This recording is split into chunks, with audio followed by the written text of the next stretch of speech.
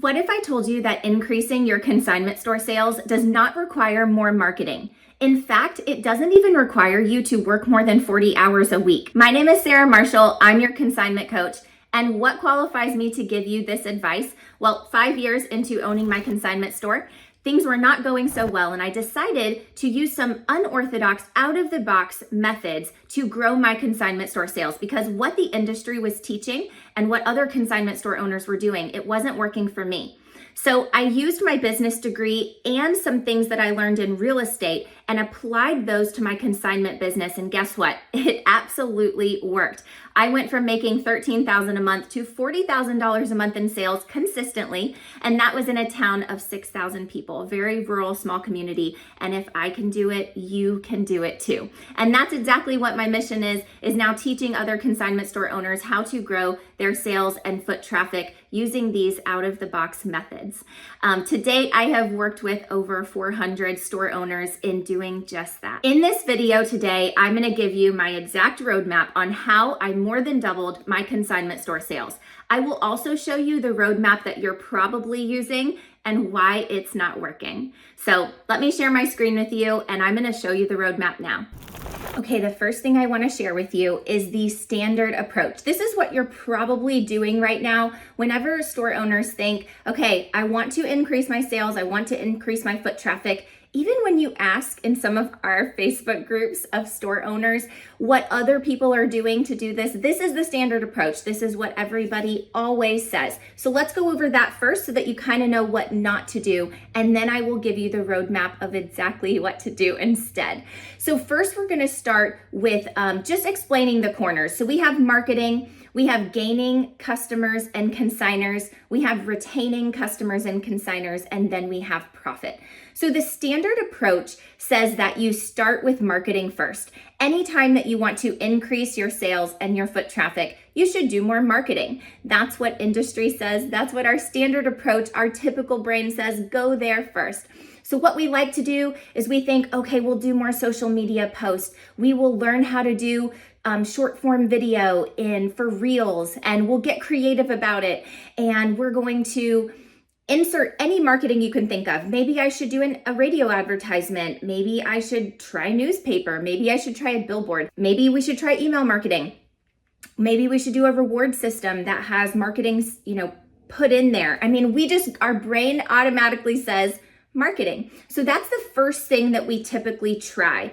Then let's just go through kind of the order in which customers experience us. So they experience our marketing, and then we think, okay, if we market to them and they like us, then we'll gain them as a customer or a consignor. So they will walk their feet in our brick and mortar space. So the gain corner is basically the first time that they come in. This is going to be their experience with you, how they are treated customer service wise. Does it smell good? Do we like the vibe in here? How is the music? How are we treated? Is it organized? Is it clean? Is it friendly? Those are all of the experiences that go into gaining a customer and consignor. And we think, well, if we do enough marketing, we can get them to come in the store.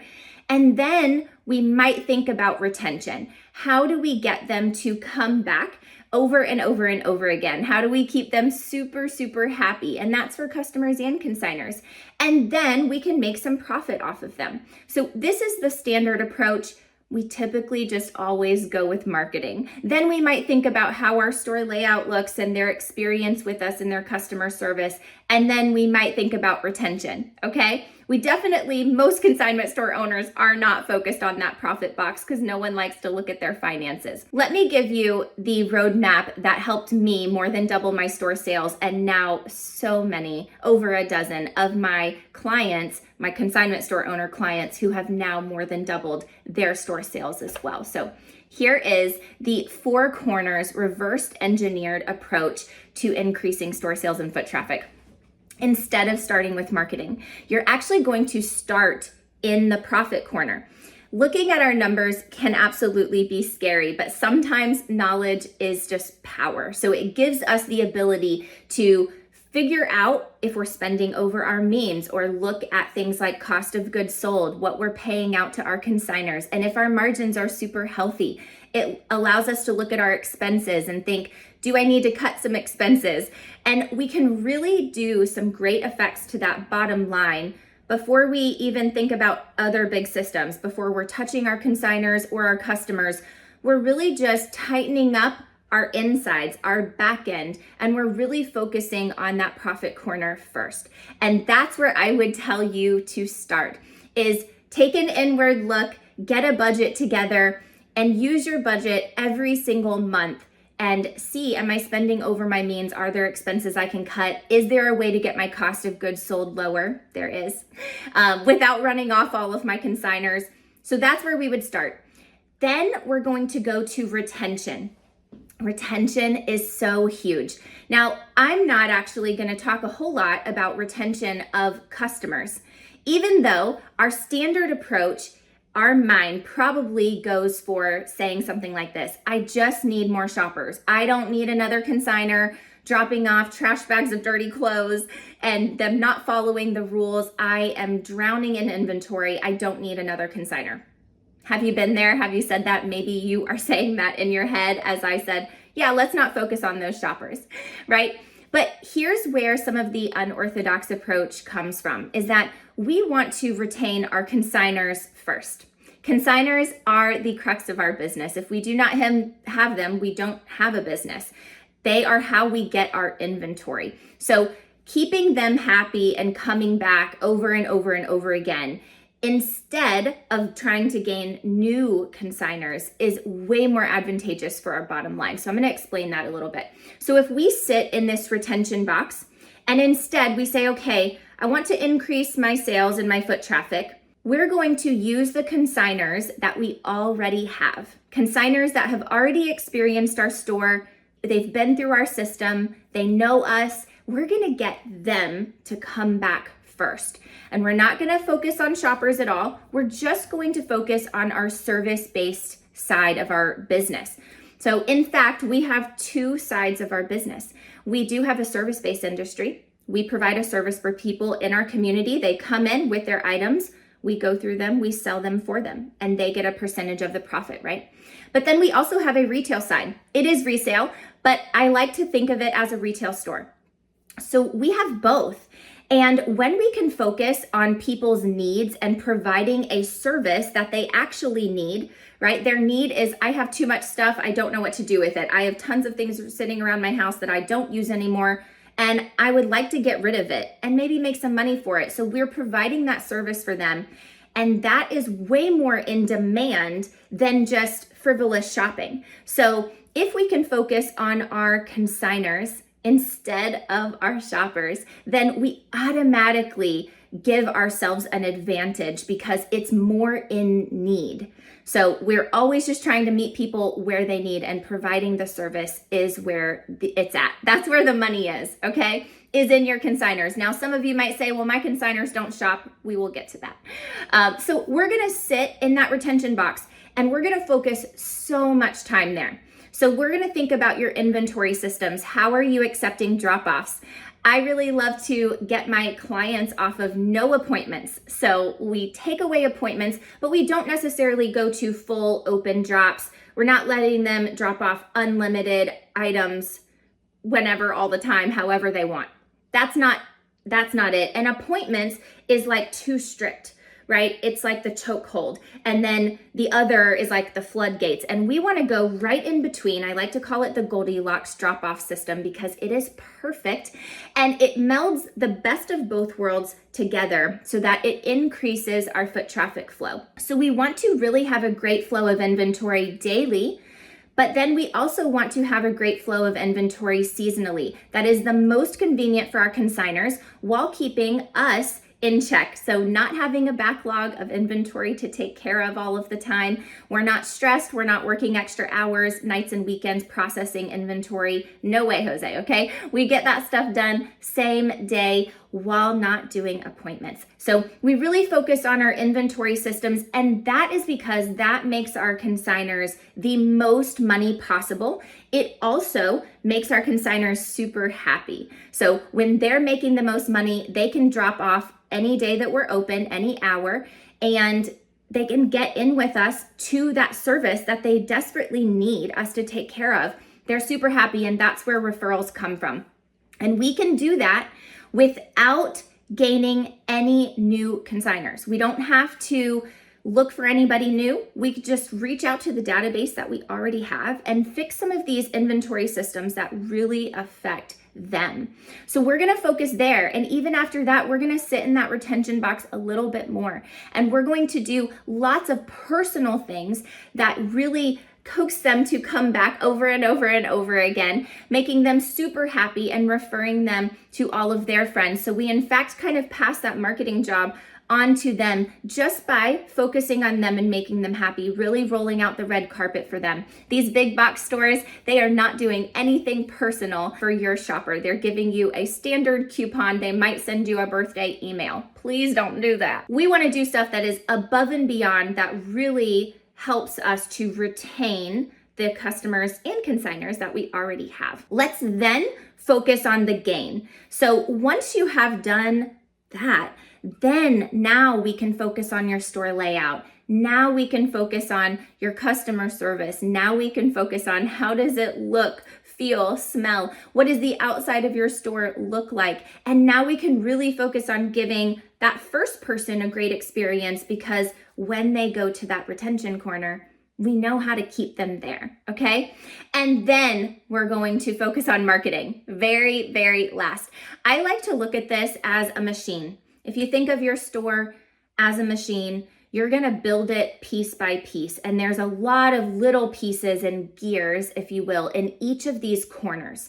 And sometimes when we have one a little bit out of place, it can really break the whole machine. I'm gonna give you an example. If we are taking appointments for our drop-offs, it really stops the flow of foot traffic from coming in the door. Because if we take, let's say, 6 appointments a day, we're saying I would only like 6 customers to walk in the store today.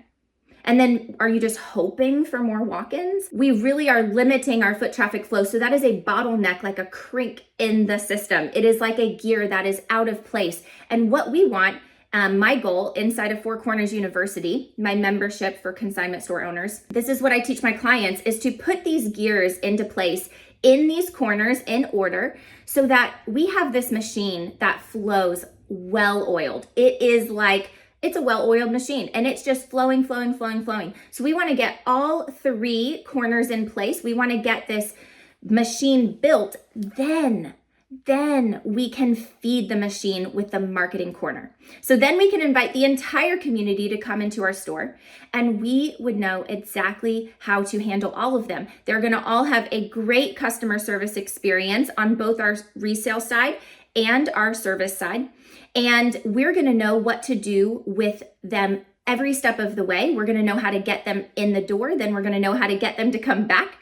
And then we're going to know that we're making top dollar off of them because we've worked on our profit box first. So we know that our margins are super healthy and our bottom line is going to actually grow for every sales dollar that we grow, right, to our top. So if we make another dollar, we know that we're getting the most. We're squeezing every penny out of that extra dollar that we made to our bottom line.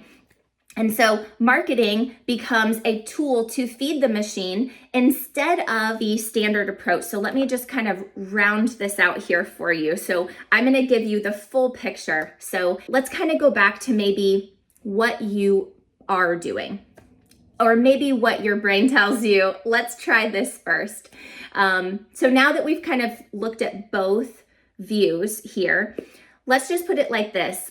Marketing costs you a lot of money. It costs you a lot of time, at least. So even if you're not paying Meta for ads and you're not legitimately spending money, dollars out of the door, if you're not paying for a billboard, paying for newspaper, paying for radio, you're still spending a lot of time doing free stuff like social media and email. At least you might be paying for a platform like email marketing service to do so. So you're spending time or money in that marketing corner. And statistics tell us that we have to reach people 10 times in marketing before they act in our business, before they act on that, whatever we're trying to promote to them. 10 times, that is a lot. That's a lot of your time. That's a lot of your effort. That's so many videos. They have to drive by your store. Then they have to hear it from a friend. Then they have to see your business name so many times. They have to see you on social media. Then they have to see you again. I mean, you just have to keep at it before they actually come into your store and you gain them. And so by the time that you've gained them, you've technically lost money on them because you've spent so much time and money on them to get them into the door. So when we get them down in this retention box, okay, we're going to get them from gain to retain. That is when we can actually make money off of them. And it's actually, you think it's the second time that they come in, but the second time is like we're breaking even, especially when you think about consignors, right? You can think about it in both shopping and consigning. So with consignors, they come in for the first time. We're going to spend at least 30 minutes with them going over all the rules, the contract, right? And then the second time they come in, it might be, okay, so we've kind of broken even on them. And then the third time they come in though, they've got it. They're like professionals. And it's the same thing on shopping, on the customer standpoint, right? The third time that they come in and they spend money with us, now we're actually profiting off of them and we can actually put some money into a profit box. So when you want to increase your sales, when you want to increase your foot traffic, I want you to think against the grain. I want you to think opposite of what your natural tendency is to market first, because that is going to cost you big time. Instead, do a little bit more of the hard work, the stuff that you might have a little bit more resistance to, which is focusing in that profit box first and then major focus in retention. We could sit there forever. And I'm just going to tell you if you want some help with this. So if you're like, okay, Sarah, now you've taught me what I need to do, but I don't necessarily know how, right? I'm not great with my finances. I have no idea how to implement a new drop-off system without completely running all of my consignors off. If that is your thought, then let me help you. Four Corners University is a membership built just for consignment store owners, and we have all of the training in there in each of these corners to help you increase your sales and foot traffic. I hope to see you there.